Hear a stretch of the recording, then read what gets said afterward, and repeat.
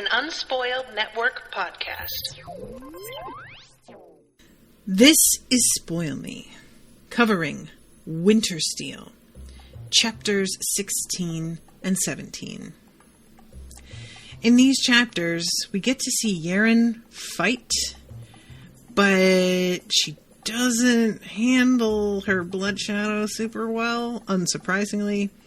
And also, Mercy's mother is really hard on her. Welcome to Spoil Me.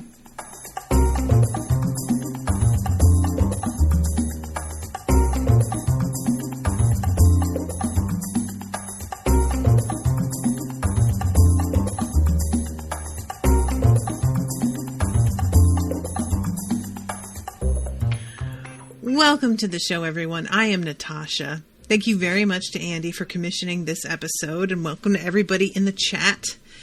So, I want to talk about Mercy's mother right out of the gate, you guys. Ouch.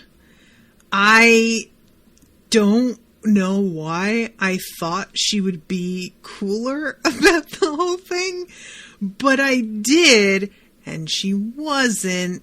And it was hard to read because Mercy is such a sweet little... Cinnamon Bun isn't even adequate because she's got so much more verve and pep. She's like a Jell-O shot or something, you know? And I really feel bad at the way that Malice sort of approaches talking to her about this, as if Mercy, wouldn't be aware how she failed. At one point, Mercy is thinking to herself that failure is its own punishment. And honestly, I have never agreed more. That, for me, is... she will be haunted for the rest of her life on what she could have done in that fight. And it was so close, you know? Reading it, it's really clear. It came down to a sliver of an edge at the end of that last fight. And she was up against an overlady. And the fact that she was able to hold herself against that as long as she did, and very nearly win anyway, is so impressive to me. And I just really wanted Malice to, I didn't want her to congratulate her for it or anything, you know, but I wanted her to be much more matter of fact about, well, you lost, so here's what we're facing, instead of dwelling on, what do you have to say for yourself? You know, not productive in my mind. I just don't feel like there's a point to that sort of thing. And in the end, what she does is open a bunch of, portals so that everybody, except Lyndon, I noticed. Lyndon doesn't see this. And she is particularly grateful that Lyndon doesn't see, which I thought was interesting because he is so sympathetic to her situation that maybe that's why that she was so particularly glad. It's she was going to be even more embarrassed if he saw, but part of it is also, I think she knows how keenly he feels his own loss, and seeing her subjected to this on top of it would have been really hard. But yeah, Malice is basically if you fuck up again, you don't get to call yourself my daughter. And I was just shit, that's really, really harsh. And it's just kind of no offense, Malice, but you and your bullshit monarch friends are the ones who created a situation in which the fate of the world rests on a fucking contest. It's sort of on y'all that this is going this way. You have had a failure of imagination and are all petty little bitches. And maybe you should look at the fact that you're in this circumstance at all, rather than the fact that Mercy lost. Because really, this is on you guys as a whole. And the fact that you're trying to settle the fate of the land and all of this on Mercy's shoulders, this young girl, super duper unfair. But that's how it went. And I feel so bad for Mercy, and I love the scene with her and Lyndon, and we'll get there. I just want to talk about that out of the gate because, Jesus, that was really just so harsh. So, let's talk about the beginning of chapter 16. It's the instant after Mercy has lost the fight. The Akura audience stands were very quiet. Linden sat staring into the projection as the Nine-Cloud Soul replayed moments from Mercy's 3 fights. And I thought about how Yerin would feel. I thought about how Mercy would feel. I didn't really think about, I thought about how they would all feel in response to Mercy losing. I didn't really think about Linden's reaction to her fighting, which I should have, because I was just saying how he has never really seen what she can do before. And when we get to see him actually react to that, he is like so deeply impressed. What could he have done against that Echo Forger technique from her bow? The barrage of arrows would have destroyed him. His hollow domain could have eliminated a weaker version of the technique, but each arrow was too strong and too solid to be erased. That was when it was being used by an underlady, who had to struggle to maintain an overlord's Madra at the same time. The technique would only show its true power when used by a real archlord. And Dross is like, so do you want to know how you would stack up against Saphara and Mercy? And Linden says, I already know. He had been proud of his battle with Yerin, but Mercy must have seen them as children playing. She or Saphara could toy with Linden as they pleased. Well, actually, I'm not sure you know what I was going to say. Is that secretly like, maybe you could win? I don't think so. I mean, later on, he's thinking about how going up against Saphara over and over again and losing was getting depressing. But there's something about the way Dross says that makes me feel like maybe there's something hidden that we didn't know. So at this point, Linden has decided that fuck all these people and their rule keeping him separated from Yerin. He is going to bust through. He is going to see Yerin. He is going to see Mercy. And he even says out loud, apologies if I'm intruding, Monarch Malice, but please don't stop me. Can I just say how deeply proud I am of Linden, that he has grown into a person who's basically like telling monarchs, yo, I know you can tell what I'm doing, and I'm definitely just doing it, so I don't know, deal with it. Like, that's not what he's saying here, but it's sort of what he's saying. And that is growth. And some balls, too, that I love seeing on him.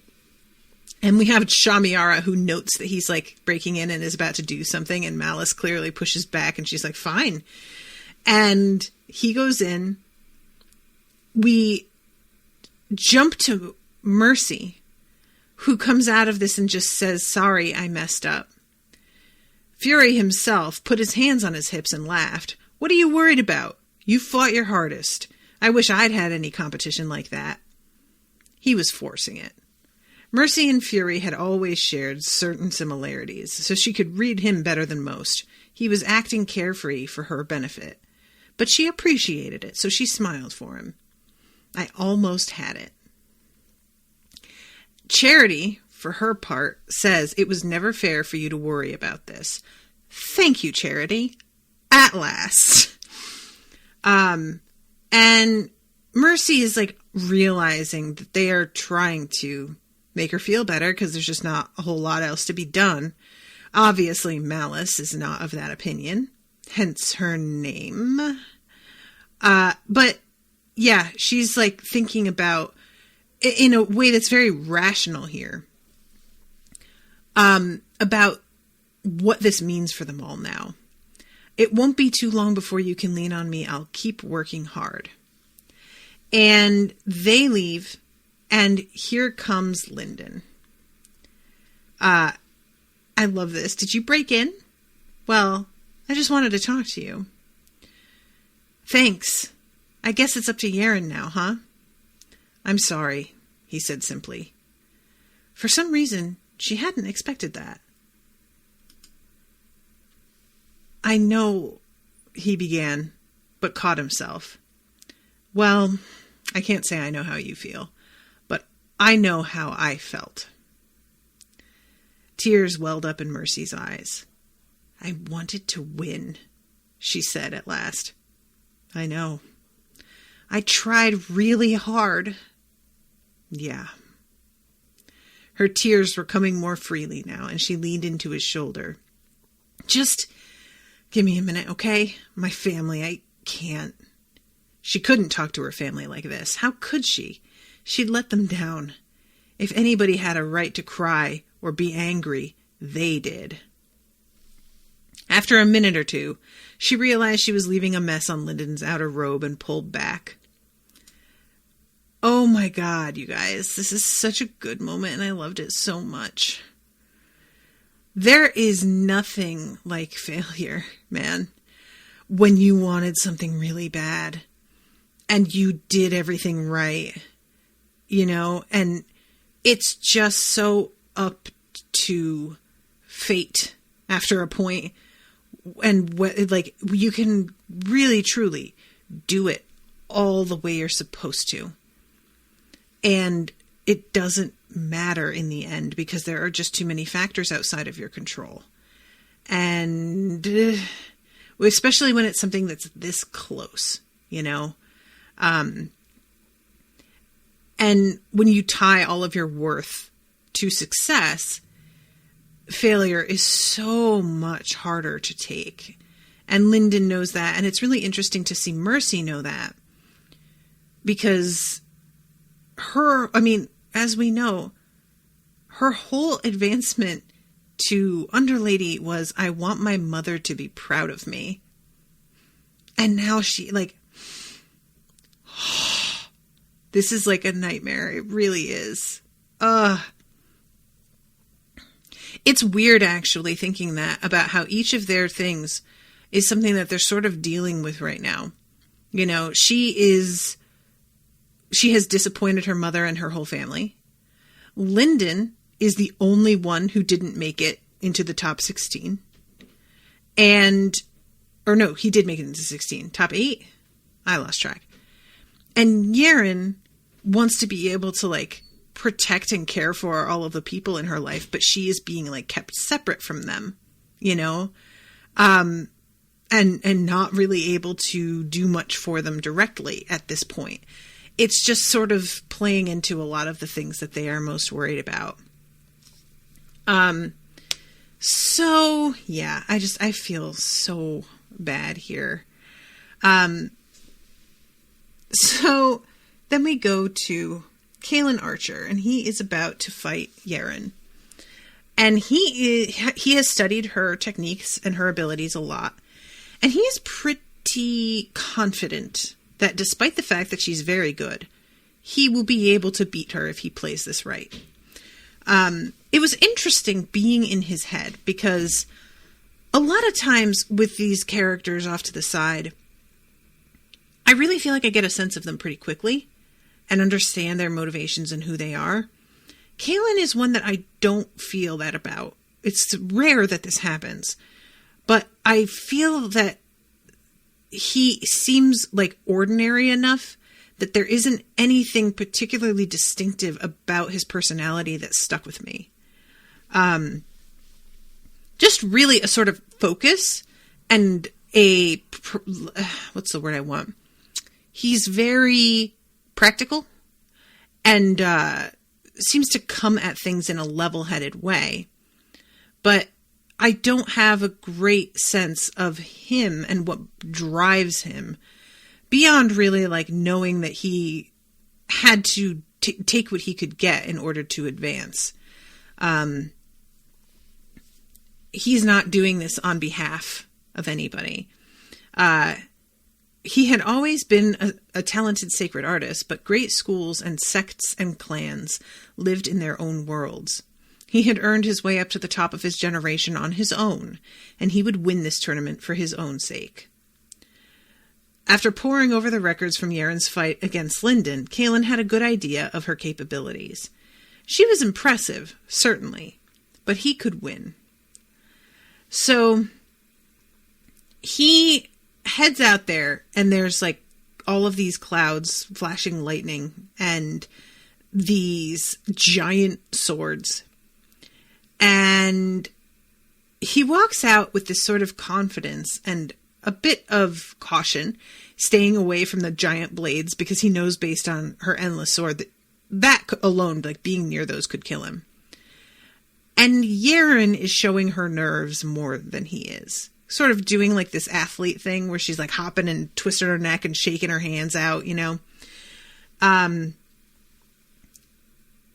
released his harbinger of the storm. Everywhere the weeping dragon flew, a storm followed as it agitated the water, wind, and lightning aura for miles around. It allowed stormcallers to dominate a battlefield. Dark clouds gathered overhead, merging with the clouds the arena already contained. The storm was self-sustaining, and as time went on, it would grow more violent and powerful until it peaked. There was no stopping it now. Yerin hadn't moved or opened her eyes. Can I tell you guys how great it is, again, to have your expectations subverted? Because I fully thought Yerin's just going to wipe the floor with this guy. And she does win, and it's actually a very quick fight, but it's not at all what I thought it would be. I thought she'd tap into that icon and it would just be like, boom, done. Instead, she wins really because her sage warned her that he had a prize that allowed him to teleport directly behind her. And he was intending to sneak up on her and basically stab her in the back. And she knew that he had this. And so she is able to stop him like a hair's breadth before he gets her. And, you know, when she first is using her senses, the slice that she gets across his neck, it's substantial enough that I was like, oh, here it comes. But that's not actually what kills him. It's like, it's a great injury, and she has made him have to push himself and rush now. But I thought it was going to be much more decisive, and it's not. It's like she doesn't quite have it yet. And I just expected her to like suddenly get it perfectly in the midst of this fight. So the Winter Sage is very proud of her for pulling this, and that she was able to give Yerin the advice that led to this victory. And Yerin is thinking about the fact that it's really hard for her to keep this concentration for the sword icon that she needs. And, you know, rightfully, the Winter Sage is like, girl, this is a sage level. Like, of course you can't do it yet. You're an underlady. Like, that's the whole way this works. But Yerin is really feeling like, I can almost get it, though. It's right within reach. As she puts it, what good is a sword I can't grip too hard?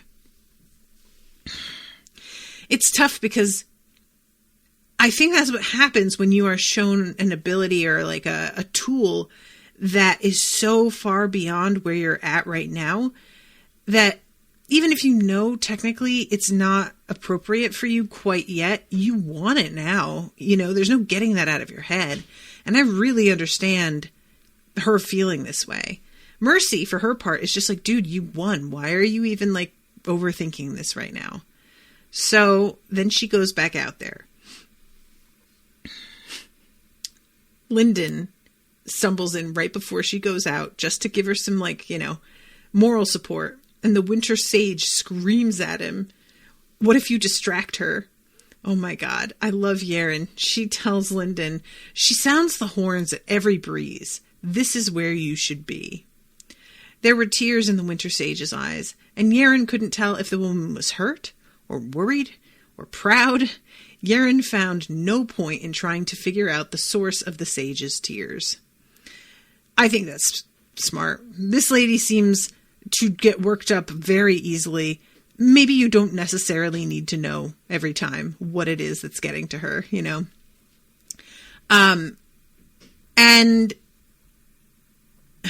they go out there again, and she's trying to tap into this feeling.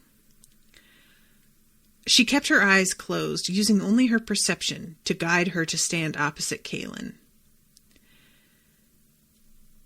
Everything, like all of these thoughts invade her head.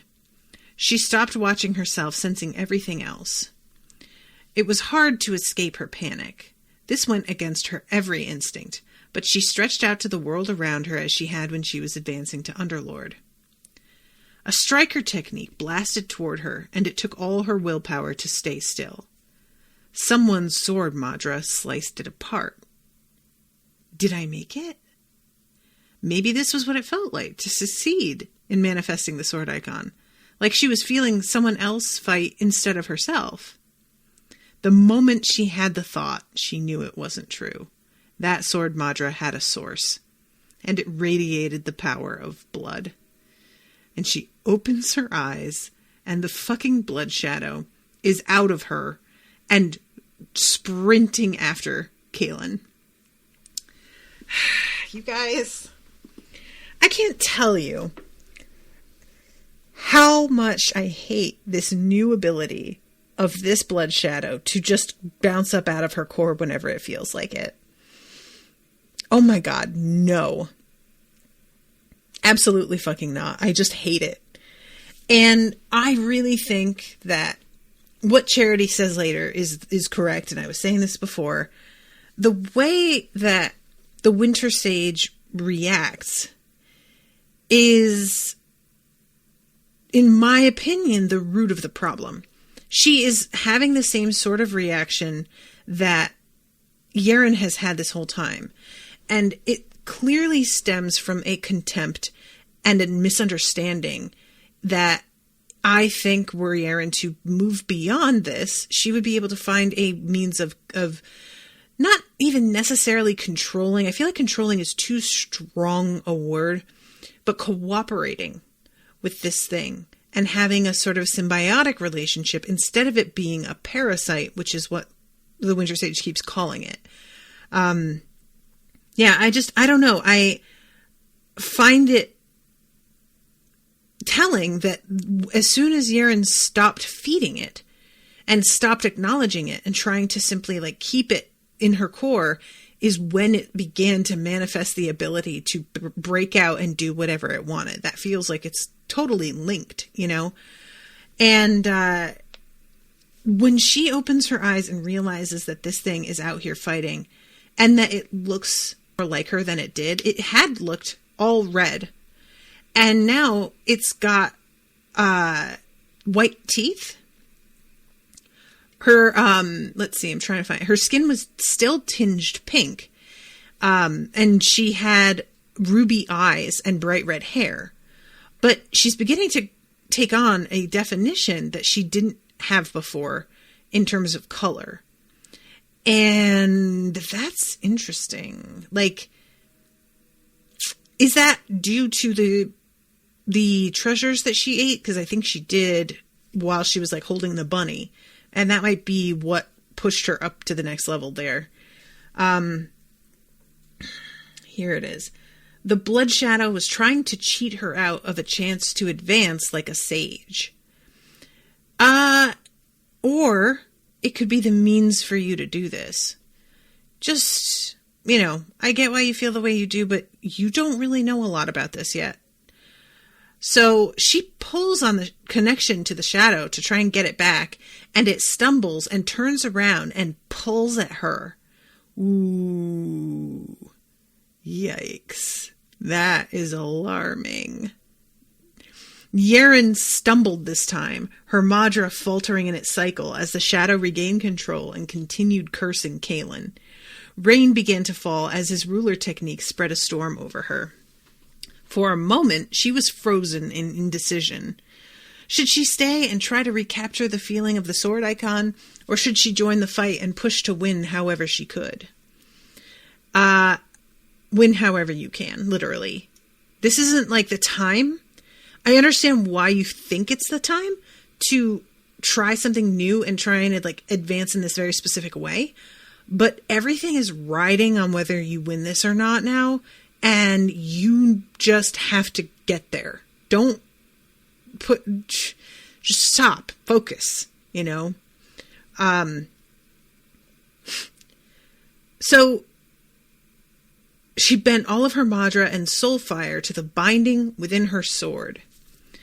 With a great effort, she could activate the Archlord binding, but there wasn't enough Madra in her entire core to fuel it. Raindrops froze to ice and stopped in midair, hanging in place. A lightning bolt in the clouds overhead stopped, glowing in a cloud like a light trapped in smoky glass. Calan and his blades froze too, but he could fight back against the technique. He could move if he pushed through. But there was more to this technique than locking the subject in place. Tiny shards of frozen blade Madra hung in midair, ready to cut. The solid raindrops gleamed silver with sword aura. Lines of red had already appeared on Calan's skin where the Madra and aura had sliced him. And Yerin can't move during this either, which is unfortunate. You know, if she had been able to freeze everybody, create all of the sword aura in the air, and then, like, run up to him and slice him or activate another technique, but she can't do it. The spirit could still hurt itself on the floating frozen blade Madra, but Yerin could keep the aura from restricting it. But doing so took even more concentration and control, and she was strained to her limit already. The shadow wove easily through the specks of white power hanging in the air, getting closer to Calan. Yerin hated that she was reliant on the blood shadow to win the fight, while she was locked in place, but she had to admit it was an effective combination. Suddenly, the aura rushed away from Calan. He must have used all of his soul fire to push away an Archlord ruler's technique, but he didn't waste the opportunity, shoving his hands up and blasting a thick lightning dragon through the blood shadow's middle. Rather than defending itself, the spirit snarled and swept its blade at Calan's legs. Calan fell off his cloud. He landed in one place, his legs in two others. The shadow had sliced through his knees. So, she is about to end his life, in asterisk, and all of a sudden she sees this fucking shadow go up to the dude and begin to drink blood Madra out of him, basically. When it gleefully leaped on him, he shouted. Then it began to draw blood aura from his wounds as though inhaling, and the longer it inhaled, the more of his power escaped, and the louder his scream grew. The entire purpose of the blood shadow was to steal power by killing or possessing others and bring that power back to the bleeding phoenix, but Yerin hadn't allowed hers to escape, not since it had killed her parents. So, she could have killed Calan here, but she decides that she is going to go after the shadow to stop it from eating him, even though it's not actually eating him. You know, he's fine. And I felt so bad here because it really shows exactly how cut up about the blood shadow as a concept Yerin still is. You know, this is the second fight. She wins this. She's won, and she's like the only one left now, and it's just everything is riding on her in a way that it just doesn't feel like a priority to her the way I sort of expected it to be. She is much more concerned about her touching the sword icon and her advancement in that regard. And in terms of the way the Akora clan is depending on her, that just doesn't seem to be at the forefront of her mind. So this moment where she chooses to go after her own blood shadow instead of just killing Calan, I feel like it's like a bad choice for a couple reasons. One, she's not prioritizing the right thing. She needs to win. The blood shadow you can deal with, but you need to win. And also, it looks bad. Everybody watching this fight has to be able to see that Yerin doesn't have control over the blood shadow, and that it isn't actually like obeying her orders, and that it is. And on the one hand, that makes it scarier. So that sort of makes her like more intimidating in a volatile, oh my God, is this bomb just going to explode any second kind of way. But it doesn't make her look good, like she's in command of her own abilities. It makes it look like this thing is taking her over and maybe she's not going to be in control of it for that much longer. And so in general, I just felt like I really, truly understand the theory behind why she's like so upset by this. Because the last time that she saw it do this, it was to her family. And that is an incredibly triggering, traumatic thing. But in this immediate moment, I was just like, oh, girl, I really feel like you're shooting yourself in the foot here. Like, it was a hard thing to watch her make that choice and know how much baggage she still has tied up with this thing. That hasn't really been dealt with in any meaningful way. And I don't know of anybody who can help her get through it other than the Sage of Red Faith. And that's not in the way that I want. Like this, I'm saying because the Sage of Red Faith deals in blood shadows that maybe he could have some insight that could help her.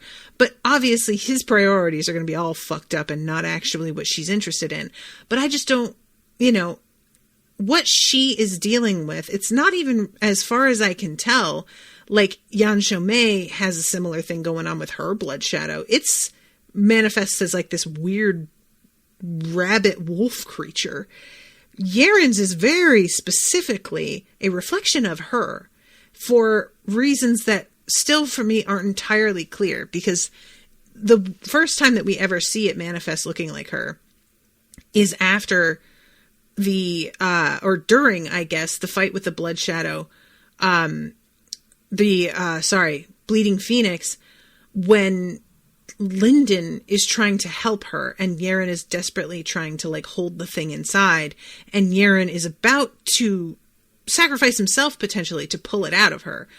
And then all of a sudden, because of like, I think Yerin's concentration in that moment, somehow she's able to, it's unclear to me. And if you guys have more on that, I'm totally willing to hear. There's a bunch of comments here. The Sage's own shadow ran away from him. Oh, did it, Jan? How do I not remember that? Okay.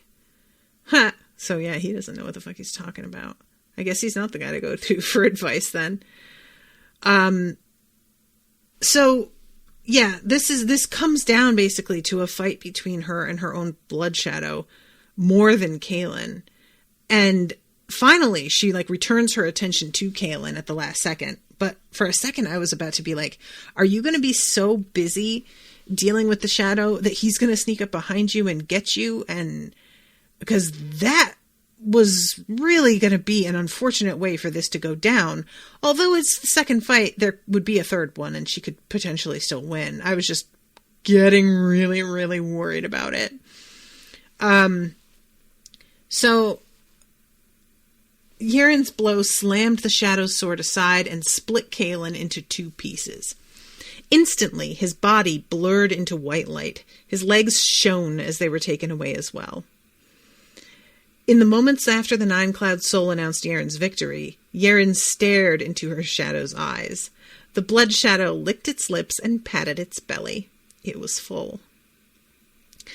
Comments say, Linden did pull it out, something the Sword Sage couldn't do. She drew it back and tamed it. Ah, okay.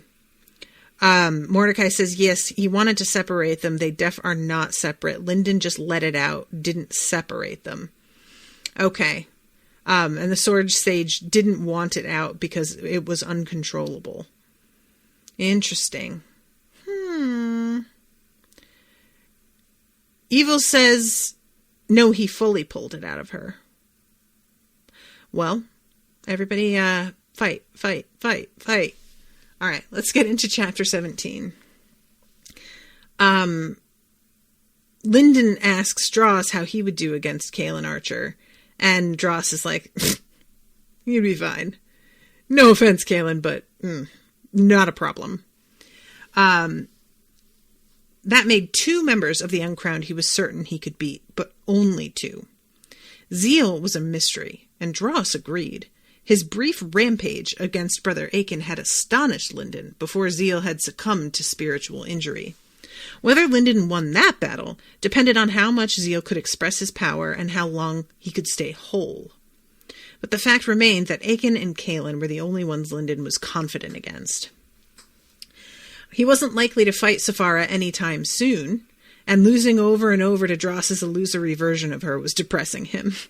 If he fought outside of tournament rules, he could win, but he still had no confidence in defeating her in a straight-up fight. The important thing was that Yerin had won.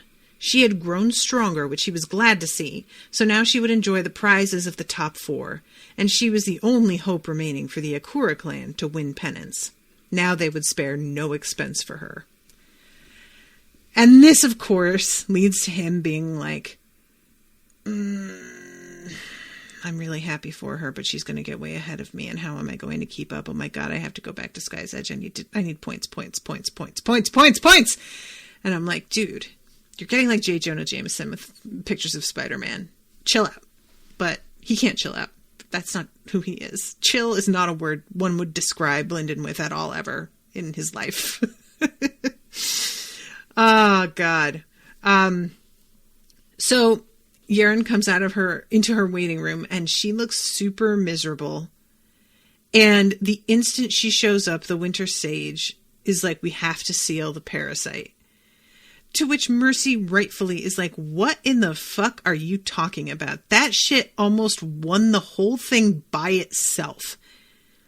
And the Winter Sage is like, well, but it was out of her control. And then we should help her control it. Thank you, Mercy. Fuck.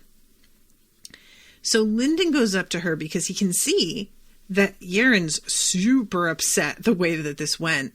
And basically has an expression on her face like she lost. And he says, I didn't know your master, but he would be proud. And she's like, for winning with that thing? And he says, apologies, but do you really think he would care how you won? She looked like she wanted to argue, but the cloud over her face slowly lifted. Adama would never have allowed your blood shadow to develop to this point, the Winter Sage said with certainty. Lyndon wanted to punch her, sage or not, as Yerin's shoulders slumped again. The sage noticed and backtracked. But he would have been proud of you, of course. Whatever the means, you cultivated the blood shadow yourself. No different than a weapon you created. He would be very proud. But he would be more proud if... Maybe it was the look on Lyndon's face, or maybe she realized what she was about to say, but the Winter Sage cut off her own words. This bitch. Oh my god. It's such a shame. I want her to be better. And she's just so short-sighted. And it's such a shame.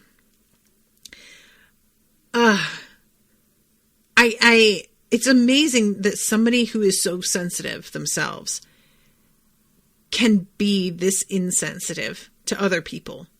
You know, it's like, and this can be true. A lot of people who are themselves sensitive are super careful and diplomatic or tactful with others because they understand what it can be like.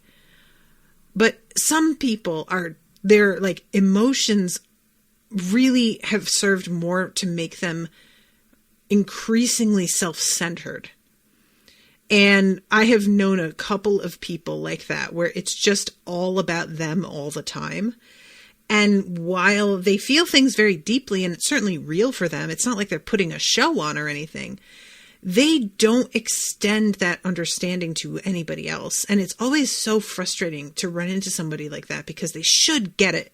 You know, they're right there, but they just are often fundamentally selfish, self-absorbed people. And it's so annoying because she, having been engaged to Adama, I sort of was hoping that there was going to be something about her that was revealed to us as like a reason that he was that sure about her. And now I'm beginning to be like, maybe he wasn't. You know, maybe that's why he put it off. Maybe he wasn't that sure about her, actually. And I have no idea what kind of person he was when dealing in this sort of relationship, because some people can be deeply cowardly. And she, being as emotional as she is, could easily be the kind of person that sort of railroaded him into an engagement in the first place without him even quite realizing it was happening until it was too late. I could definitely see that being the case with somebody like this. So, you know, who knows? But I've really been holding out hope that we'll see a side of her that explains more about how she got here as a sage and why Adama was interested. And as of right now, I am not getting it at all. And I feel really bad because Yerin is so talented and so like full of potential that she deserves better than this. It's just nobody, you know, she's got the Winter Sage who deals in the sword arts, who has no respect at all for her blood shadow being a potential possibility either. Or she's got the Sage of Red Faith, who's a fucking lunatic and bad at managing his own blood shadow, apparently. And so Yerin's got not awesome options for people to train her. That sucks. So many comments. She has some issues regarding Adama's death. Yeah, definitely. Evil says the Sword Sage was ready to kill a whole school in the middle of nowhere because they were stupid. The Winter Sage cares about everything too much. What a pair. Yeah, I mean, in some ways, he cared too much too, I would argue. Because, like, the way they were running things was so... Oof. Did they deserve death? No. But a lot of them were clearly very bad people. And they were, like, low-key abusing folks. And, you know, but so does every fucking empire that we've seen so far. Yeah, it's sort of a weird... What a weird combo. So, at this point, Yerin says something about how it's 2 weeks till the next round, and that the prizes won't be ready for a few days. And when she says something about how she can hang out with Lyndon for the rest of the day, the Winter Sage is like, no. You're going back to Sky's Edge, she says to Lyndon. And Yerin, your training has become our family's number one priority, so you're coming back with us. And Yerin tries to be like, couldn't I use another opponent? Like, can't he come? For a second, visions of points, not even points, the prizes dance in his head. Because he thinks that if he's going with her to a place where she's so hugely prioritized, that certainly some of that stuff must splash onto him. But immediately, Charity is like, no. Min Shui and I will be handling your training directly. Sparring against others at your level will have only minimal impact at this point. The Blood Shadow went from silent to fighting so violently that everyone felt it. This time, the struggle inside Yerin caused the air around her to glow red. She strained visibly, forcing the parasite down, but both Charity and the Winter Sage had their attention focused on Yerin. And we will have to seal that thing, the Winter Sage spat. Charity shook her head. On the contrary, we'll need to improve its state of existence. It's perfect willpower training, and I can't imagine an advantage we could give her in only 2 weeks that is better than a more complete blood shadow. The Winter Sage staggered back in shock. Well, bitch, maybe if you had more fucking imagination, you wouldn't be all surprised by this incredibly obvious turn of events. You dodo bird. Ugh, she annoys me. I really tried to give you the benefit of the doubt, but no. So then we go to Mercy, and she is told to go see Malice. How should I treat someone who let the family down so badly? Mercy says, I know my weakness is better now. In the future, I will do my best to represent you better. In the future, Malice asked. You've failed already. The monarch spoke offhandedly, but Mercy's heart tightened. I'm so sorry, she whispered. Malice sighed. Failure can be a teacher, and of course one can try one's best and still fail. There is no such thing as an undefeated warrior. But you have my book, you carry my bow, you represent me. Should you be treated as though you were victorious? Mercy happened to think defeat was often punishment enough, and there was no point in disciplining someone who had tried their best. But then, had Mercy tried her best? It could be hard to tell. She felt like she had, but what if she hadn't been motivated enough? What if she could have done more? I am super curious about this. It could be difficult to tell whether she had actually tried her best. That is something that I really understand, but I am surprised to hear Mercy feel that way. I know that there are people out there who feel that, and I wouldn't have really thought Mercy would be one of them. But when you step back and look at what an advantage Mercy has been at her whole life with always being the best, I could understand not really being familiar with the feeling of doing your best because you've never really had to before. You know? It's,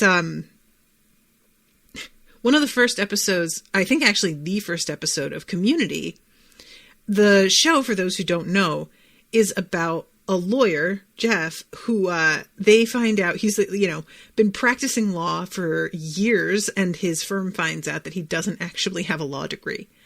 And so he has to go to community college in order to finally get a degree. And he tries for the entire episode to find ways to cheat and get around, studying. And eventually somebody just asks him at the end of the episode, like, you're obviously a smart guy. Why don't you just do the work? And he says that's one of the problems with being smart, is you learn how to succeed over and over again without doing any actual work. And I felt that in my fucking soul when I saw that the first time. When you are smart, you find loopholes because you start to realize that, especially when you're in amongst a group of people who are pretty average, even when you're only giving it 50%, you're still top of the class and everybody's super impressed. So why bother? And I found that really interesting that Mercy was like, her mother's life was in her hands. And she's not sure that was enough motivation. Wow, what would be the thing then for you? That's a huge question. It makes me wonder if things have changed for her, because her truth for becoming an underlady was, I want to make my mother proud. But now her mother's life maybe wasn't enough to make her try her best. So what would she have the same truth revelation now at this point in her life? Maybe not. So this is when her mother opens all of these portals. Whatever was about to happen, Malice was displaying it to dozens of people, and Mercy's cheeks began to burn in shame already. Aunt Charity appeared, looking faintly disturbed, but she said nothing. When the window appeared next to Fury, he glanced at it and then waved it closed. Pride scowled through his own window. Then Mercy saw a window opening onto Yerin and forced herself not to squeeze her eyes shut. Malice was spreading her punishment to a wide audience, not just the family. And she dreaded the window that was going to open next. It would be Lyndon, she knew it. Yerin was one thing, but if he witnessed Mercy being punished by her mother like a little girl, that would be even more mortifying. She waited in agony for the next window to open. It never did, which was one tiny relief. Mercy, let the family witness my displeasure. You have dragged the Akura name through the mud. Though you use the Book of Eternal Night, though you carry my own bow into battle, even so you failed. You are a disappointment to me and to all of my descendants. You have let me down, and you have let the family down. You will dedicate your mind and soul to repaying this debt, or you will no longer have the right to call yourself my daughter.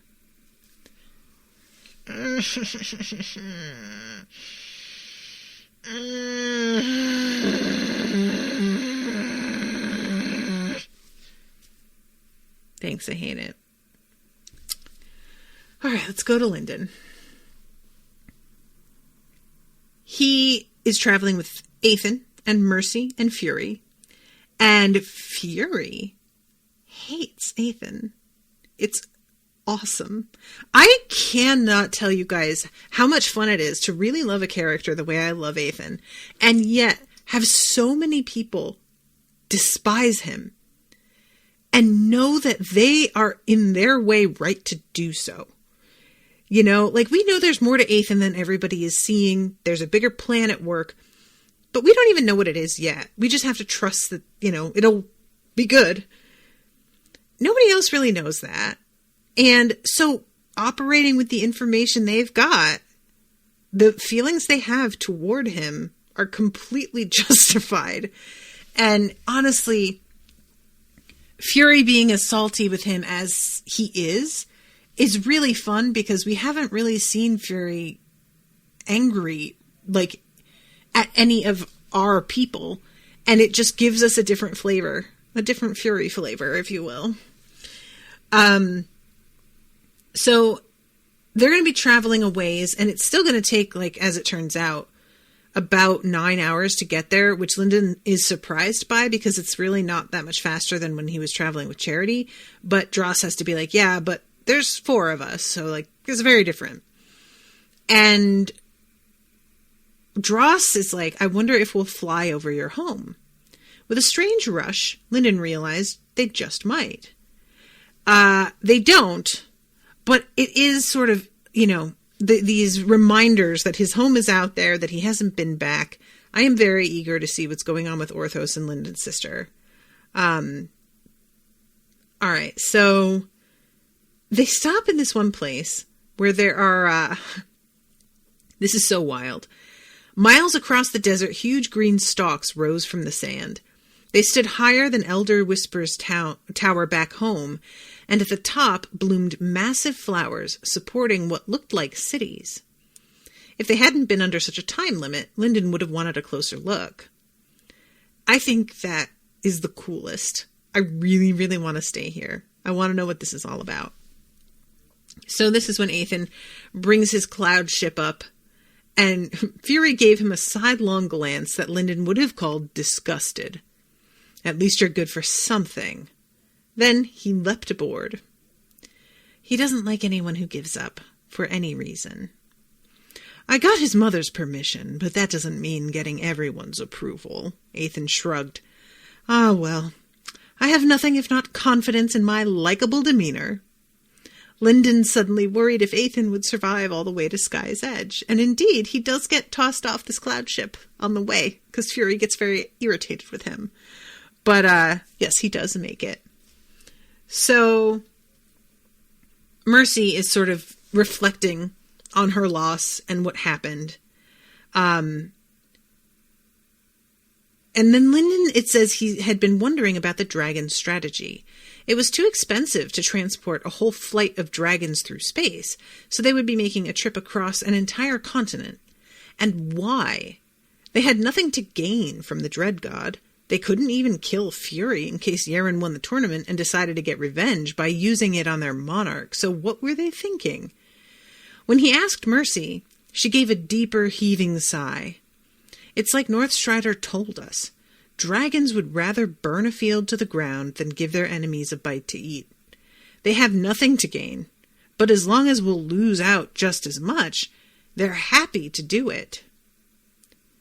And eventually when he talks to Ethan is also like, oh yeah, I mean, what they're doing here is just kind of posturing. Because, you know, once they reach Sky's Edge, everybody's already here. Everything's a bit ahead of where they expected it to be.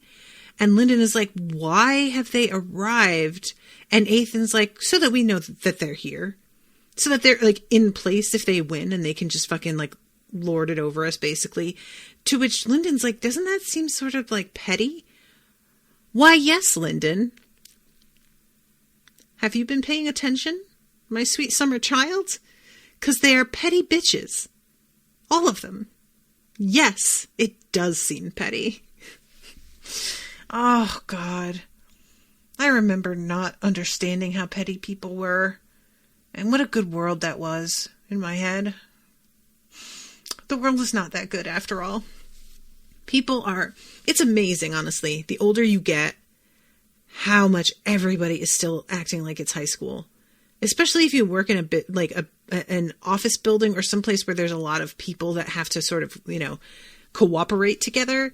And the same exact bullshit, like popularity contests and scandal and shit happens as if you were still in 12th grade. And it's just so embarrassing sometimes. And yeah, the power may grow and the stakes may be higher, but people are the same fucking children they ever were. And it sucks. And it's just pointless. So at this point, when he's trying to make Mercy feel better, he says, you made it further than I did. I think I could have beaten Calan Archer or Brother Aiken, but I don't know if I'd have been any good against anyone else. I could never have beaten you, for instance. That should encourage her, but it was also honest. She had fought far beyond her level. She looked at him out of the corner of her eye. Did losing hurt you that much? Oh, no, apologies, I didn't mean to suggest that. Aren't you the one who fought an Underlord Prince as a true gold? Lyndon hadn't meant to make this about him, and he tried to backtrack, but she kept talking.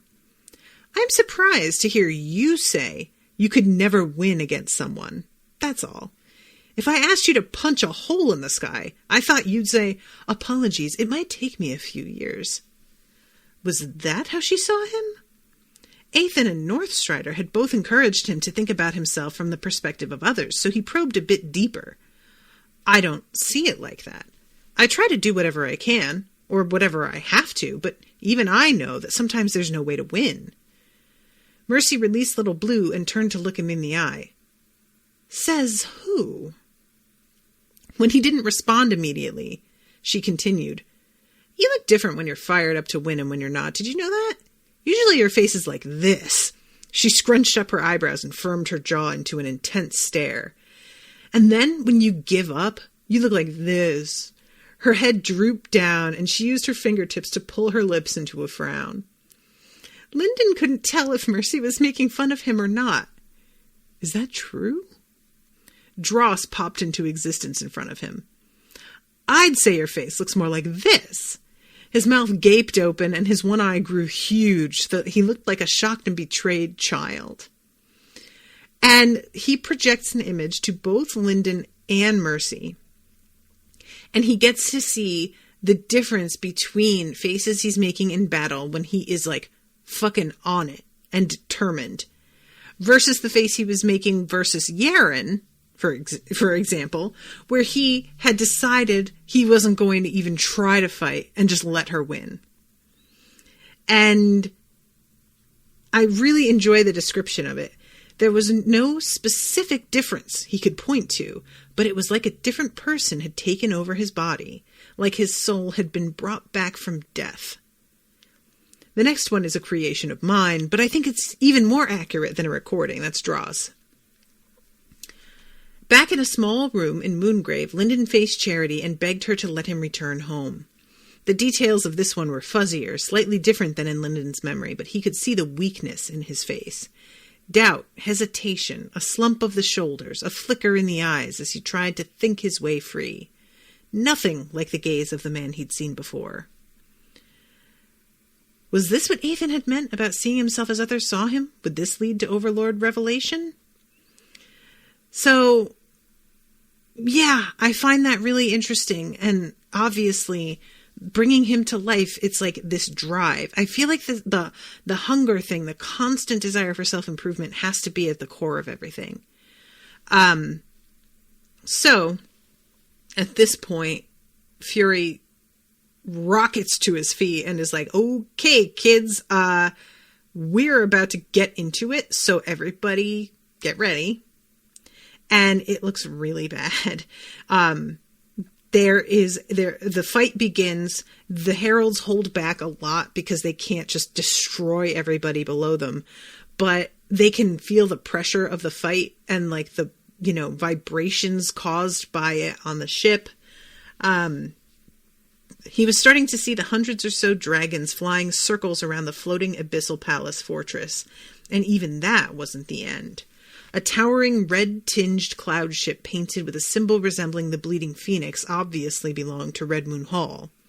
A floating island covered by a giant pure white tree must belong to the Silent Servants, as a halo of light that resembled their gold sign crowned its branches.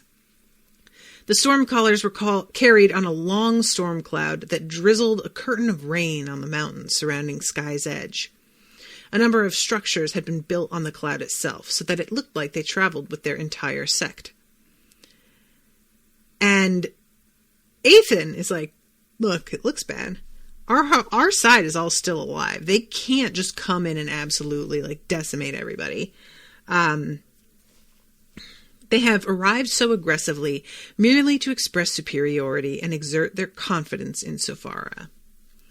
Many monarchs are such people, those who enjoy throwing their power around.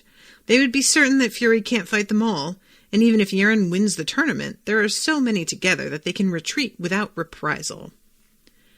So, at this point, we get a thing that happens, and I feel like I can't decide, guys. Am I supposed to know exactly what he's done? The same, in full? Or is it revealed as we go on? Yeah, this moment, so let's see, I'm trying to find the exact moment that he starts considering this. Lyndon thought of the expression in those tournament recordings, and he thought of what he'd felt when Suriel gave him a second chance. He looked down into his palm, where Little Blue was hugging Suriel's marble. The tiny blue candle flame matched her perfectly. "Apologies, Little Blue," he said. "I need your help." She dropped the glass ball and gave a whistling cheer. There was only one step he could take at the moment to improve his power, and Dross had confirmed it would work. He had hesitated only out of fear for Little Blue's safety. But she was eager to help, and he needed her. "I swear to open my core to you and share my power," Lyndon said for the second time in his life. Little Blue regarded him solemnly as she knelt and pressed both hands to his skin. Then she gave one bright, piping note of agreement, and their contract was complete. Deep blue power slid into him. Not an overwhelming amount, certainly not compared to the sea of pure Madra he already contained, but more than he'd expected from the Sylvan River Seed, and more than enough to stain his pure core a deeper blue. As it did, his own power crashed into the Sylvan River Seed. She fell over on his hand, and if Lyndon could have interrupted the process, he would have done so out of panic. Her color brightened to a lighter shade, but she became clearer, more solid, more defined. Her eyes gained a new shine, and legs and feet appeared beneath her long skirt. She doubled in size until she was about a foot tall, and Lyndon wondered if she might grow to human size until her form settled. When she stood on his hand, he felt her weight more than he had ever felt before. A new sensation settled in his pure Madra as it took on a cleansing, emptying aspect. It wasn't entirely like her original power, but not exactly the Madra he was used to using either. A combination of both. Little Blue lifted both her eyes and gave a loud chime. He didn't hear words, but now he could vividly understand the emotion behind them. Victory. Now, after so long being carried around, she could help carry him. And that's the end of the chapter. So in the comments, Ofer says he made the same kind of contract he made with Orthos back in Black Flame, but in his other core, the pure one.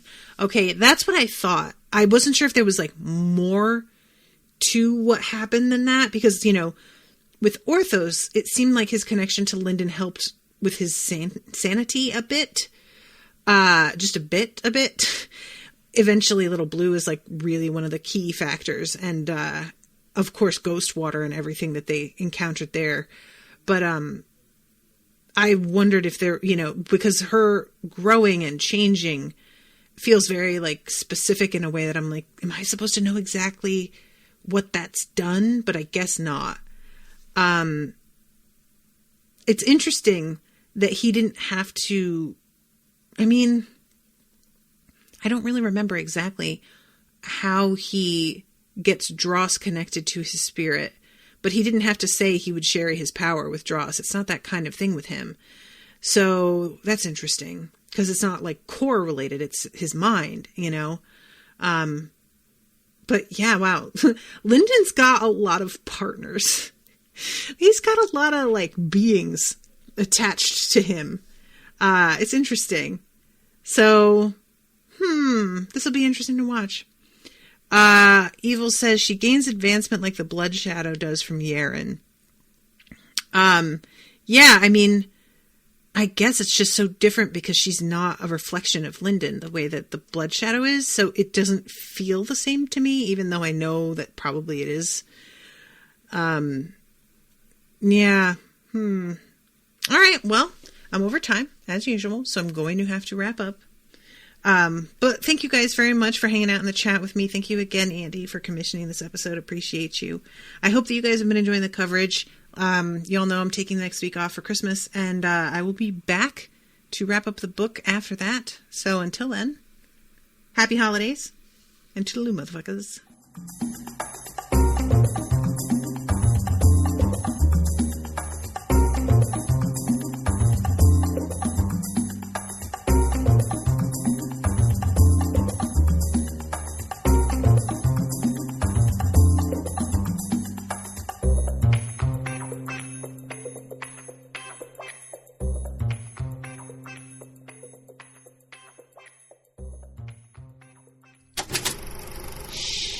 That was an Unspoiled Network podcast.